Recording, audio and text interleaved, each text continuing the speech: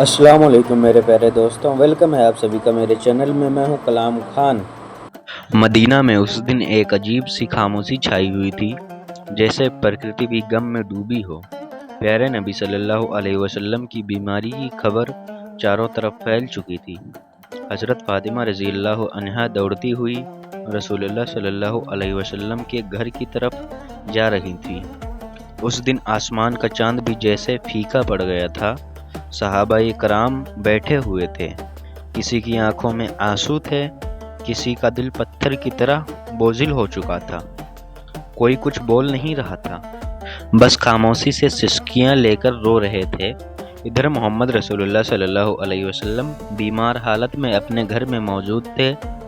पास ही हज़रत फातिमा रज़ियल्लाहु अन्हा और अम्मी जान आयशा रज़ियल्लाहु अन्हा मौजूद थीं। तब नबी करीम सल्लल्लाहु अलैहि वसल्लम ने फरमाया, ऐ आयशा, अबू बकर को खबर दो। लेकिन वो इत्तला देने से पहले ही कमरे में दाखिल हो गए। तब नबी करीम सल्लल्लाहु अलैहि वसल्लम ने फरमाया, ऐ अबू बकर, मैं तुम्हारे पास एक अमानत छोड़ के जा रहा हूँ, तुम मेरे सहाबा का ख्याल रखना। यह बातें हो रही थी कि अचानक घर का माहौल बदल गया। एक अजीब नूर घर के आसपास फैलने लगा। हज़रत आयशा रज़ियल्लाहु अन्हा हैरान होकर इधर उधर देखने लगी। घर के बाहर एक हसीन व जमील शख्सियत खड़ी थी। नबी करीम सल्लल्लाहु अलैहि वसल्लम ने फरमाया, दरवाजे के बाहर कौन खड़ा है? ऐ फातिमा, दरवाज़ा खोलो। हज़रत फातिमा रज़ियल्लाहु अन्हा ने कहा, या रसूलल्लाह, मैं उन्हें पहचान नहीं रही, वो एक बेहद हसीन व जमील शख्स हैं। तब रसूलुल्लाह सल्लल्लाहु अलैहि वसल्लम ने फरमाया, तुम उन्हें कैसे पहचानोगी? वो एक ऐसी खूबसूरत हस्ती हैं जो जहाँ जाते हैं कभी खाली हाथ वापस नहीं आते। वो और कोई नहीं बल्कि हज़रत इज़राइल फरिश्ता है। यह सुनते ही हज़रत फातिमा रज़ियल्लाहु अन्हा की आंखों से आंसू बहने लगे। फिर हज़रत इज़राइल अलैहिस्सलाम ने सलाम करके घर में दाखिल होने की इजाज़त मांगी और कहा, अस्सलामु अलैकुम या रसूलल्लाह, रहमतल लिल आलमीन, रब्बुल आलमीन ने आपको सलाम भेजा है। या रसूलल्लाह, अगर आप इजाज़त दें तो ही रूह कब्ज करूँगा, वरना वापस चला जाऊँगा। आप जितने दिन चाहे इस दुनिया में रह सकते हैं।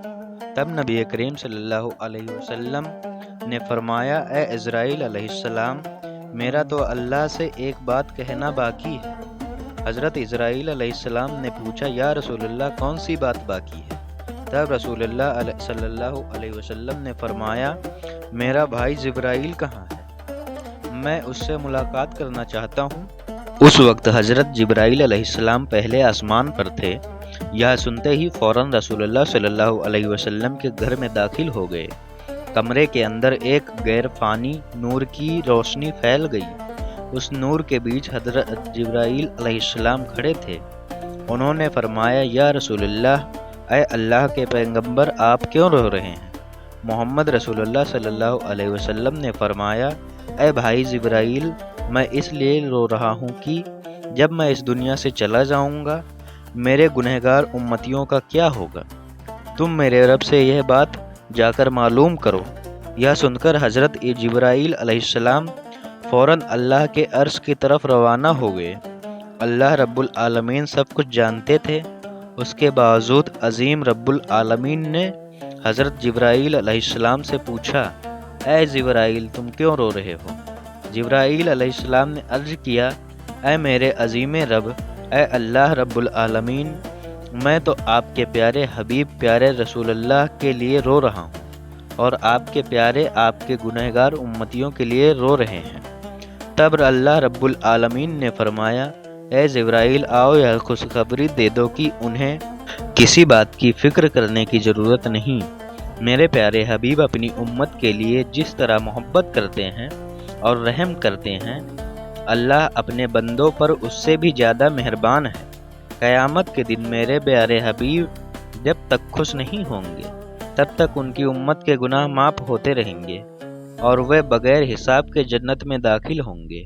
यह खुशखबरी मिलते ही हज़रत जिब्राइल अलैहिस्सलाम निहायत तेज़ी से रसूलुल्लाह सल्लल्लाहु अलैहि वसल्लम के घर दाखिल हुए।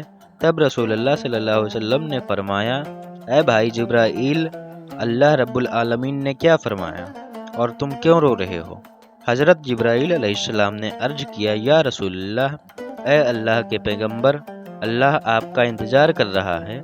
اللہ نے آپ کو خوشخبری دی ہے اور میں اس لیے رو رہا ہوں کہ آج کے بعد میں کبھی وہی اللہ کا پیغمبر لے کر نہیں آ سکوں گا۔ میں اس دنیا کے بہت سے انبیاء کرام کے پاس وہی لے کر آیا، لیکن سب سے زیادہ بار تو آپ ہی کے پاس آیا ہوں۔ آج میرا دل بہت بوجھل ہے۔ تب رسول اللہ صلی اللہ علیہ وسلم نے فرشتے کو تسلی دی اور پھر محمد صلی اللہ علیہ وسلم نے حضرت عزرائیل علیہ السلام کو اجازت دی۔ اس پر حضرت عزرائیل علیہ السلام فرشتے نے سب سے پہلے اپنا ہاتھ رسول اللہ صلی اللہ علیہ وسلم کے سینہ مبارک پر رکھا۔ تب نبی کریم نے فرمایا، اے بھائی عزرائیل، جان نکالنے کی جتنی تکلیف ہے وہ مجھے دے دینا، مگر میری امت کو نہ دینا۔ ماشاء اللہ، کیا بات ہے! ہمارے نبی اپنی امت یعنی ہم لوگوں سے کتنا محبت کرتے ہیں۔ تب حضرت عزرائیل نے کہا، یا رسول اللہ، آپ کو پریشان ہونے کی ضرورت نہیں۔ آپ کی امت میں جو سچے ایمان والے ہوں گے ان کی روح اس طرح قبض کی جائے گی جیسے ایک بچہ ماں کی گود میں دودھ پیتے پیتے سو جاتا ہے۔ یہ سن کر رسول اللہ مطمئن ہو گئے۔ پھر آہستہ آہستہ بہت عزت و قہار کے ساتھ یہ عمل مکمل ہوا اور رسول اللہ کی روح مبارک اللہ کے عرش کی طرف لے جائی گئی۔ حضرت فاطمہ رضی اللہ عنہا، امی جان عائشہ رضی اللہ عنہا گویا خاموش ساکت بے زبان ہو گئیں۔ پھر دنیا روح سے گئی، مدینہ کی ہوائیں تھم سی گئیں، زمین چند لمحوں کے لیے جیسے ساکت ہو گئی، تمام مخلوق رونے لگی۔ یہ خبر بہت جلد پورے مدینہ میں پھیل گئی۔ خبر سن کر ہر مسلمان کا دل ٹوٹ کر ریزہ ریزہ ہو گیا، ان کے دل چھلنی ہو گئے، زمین ان کے قدموں تلے نکل گئی۔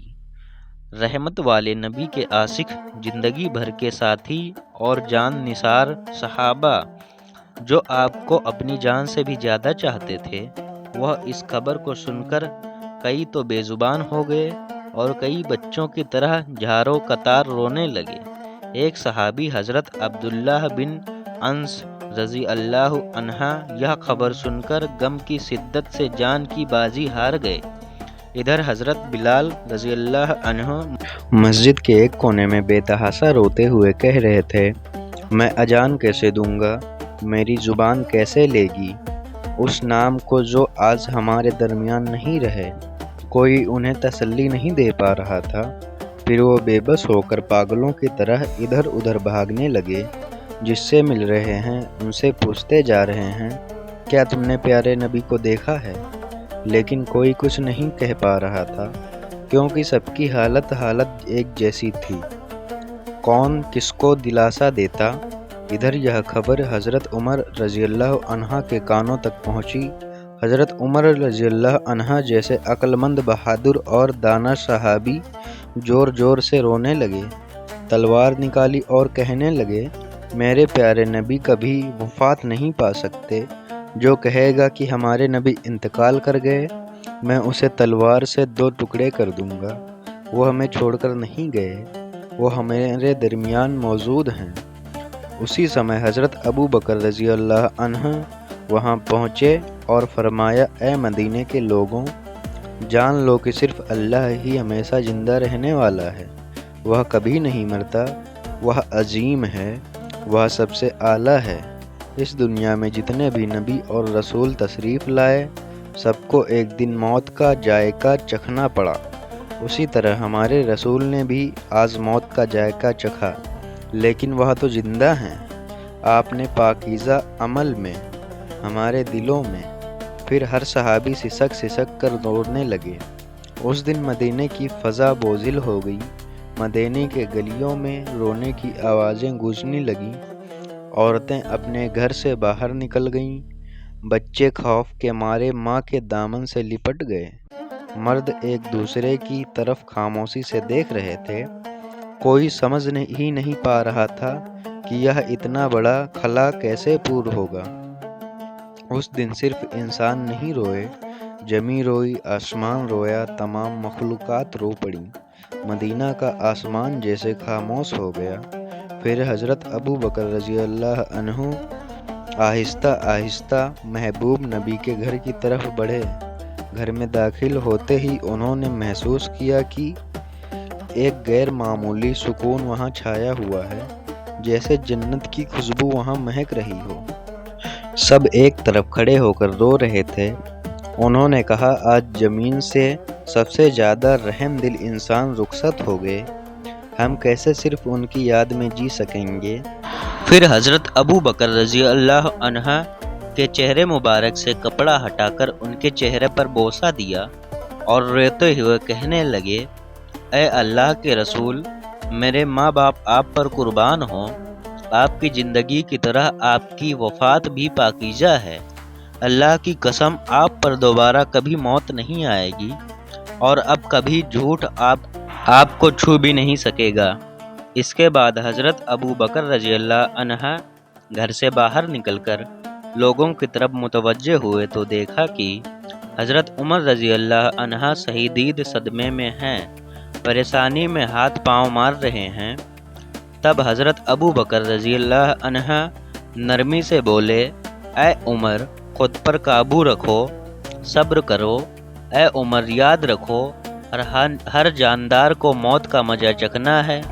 तब हज़रत फ़ातिमा रज़ी अल्लाह अन्हा कहने लगी, मेरे अब्बा जान मोहम्मद रसूलुल्लाह सल्लल्लाहु अलैहि वसल्लम अल्लाह की दावत पर लब्बैक कहकर जन्नतुल फिरदौस में मकाम हासिल कर चुके हैं, लेकिन मेरे इस दर्द का हाल कौन जानेगा।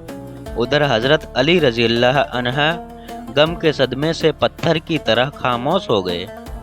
यूँ महबूब नबी का ख़ानदान, सहाबा, मुहाजिरीन सबके सब बेजुबान हो गए।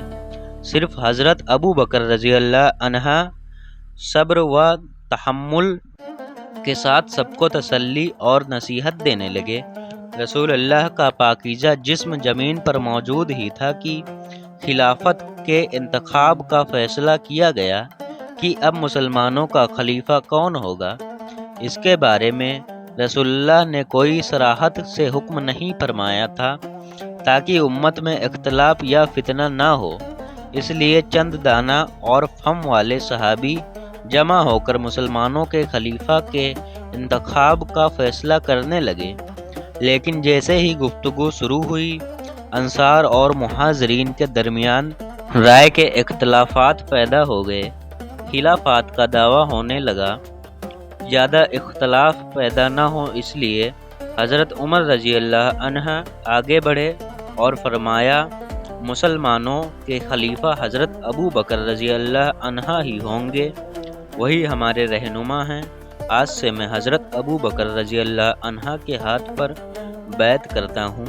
फिर उन्होंने हाथ में हाथ देकर बैत की। फिर हज़रत उमर रज़ी अल्लाह अन्हा को देखकर तमाम लोग इस फैसले को मान गए। उसके बाद हज़रत मोहम्मद सल्लल्लाहु अलैहि वसल्लम की तज़ीज़ व तकफ़ीन की तैयारी शुरू हुई। सबसे पहले रसूल अल्लाह के जिस्म मुबारक को घर के अंदर गुस्ल देने का इंतज़ाम किया गया। गुस्ल देने के लिए सब सहाबी आगे बढ़े। वो सब कहने लगे, अल्लाह की कसम, हमने महसूस किया कि नबी के जिस्म मुबारक से खुशबू फैल रही थी। हम जन्नत की खुशबू महसूस कर रहे थे। सबकी आँखों के आंसू रुक नहीं रहे थे। उसी वक्त एक सहाबी बोले, हम भी रसूलुल्लाह के गुस्ले मुबारक में शरीक होना चाहते हैं। हज़रत ओसामा बिन ज़ैद रज़ी अल्लाह अन्हा गुस्ल के लिए पानी लाने लगे। उस वक्त वो कह रहे थे, ए अल्लाह के महबूब रसूल, मेरे माँ बाप आप पर कुर्बान हों। आपकी वफ़ात के बाद हमने ऐसी चीज़ खो दी है जो अब कभी वापस नहीं आएगी। आज से वही तमाम दरवाज़े बंद हो गए। या रसूलल्लाह, आज का दिन दुनिया भर के लिए एक बहुत बड़ा गम का पैगाम है। हज़रत अली रज़ी अल्लाह अन्हा और हज़रत अब्बास रज़ी अल्लाह अन्हा महबूब रसूल के जिस्म मुबारक को गुस्ल देने लगे। उस वक्त हज़रत अली रज़ी अल्लाह अन्हा बे इख्तियार रोने लगे। आंसू उनकी आंखों से जारी हो गए और वह दिल से कहने लगे, या रसूलल्लाह, मैं आपको कैसे गुस्ल दूँ। آپ تو اس دنیا کے سب سے عظیم اور پاکیزہ انسان تھے۔ یا رسول اللہ، آپ کے جسم مبارک جیسی خوشبو میں نے کبھی کسی میں محسوس نہیں کی۔ تمام صحابہ نے اسی طرح محمد رسول اللہ صلی اللہ علیہ وسلم کے جسم مبارک کو غسل دیا۔ غسل کے بعد 3 سفید کپڑوں میں کفن کا انتظام کیا گیا، لیکن رسول اللہ کے جسم مبارک کو کہاں دفن کیا جائے، اسی بات پر صحابہ میں اختلاف پیدا ہو گیا۔ کسی نے کہا احد کے میدان میں دفن کیا جائے، سودا کے قریب، کسی نے کہا جنت البقیع میں دفن کیا جائے۔ ایسے ہی رائے مختلف ہونے لگیں۔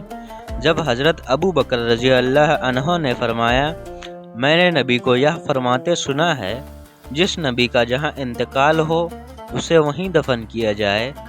مزید فرمایا، نبی کریم نے یہ بھی فرمایا کہ مجھے ایسی جگہ دفن کرنا جہاں کوئی مسجد نہ بن سکے۔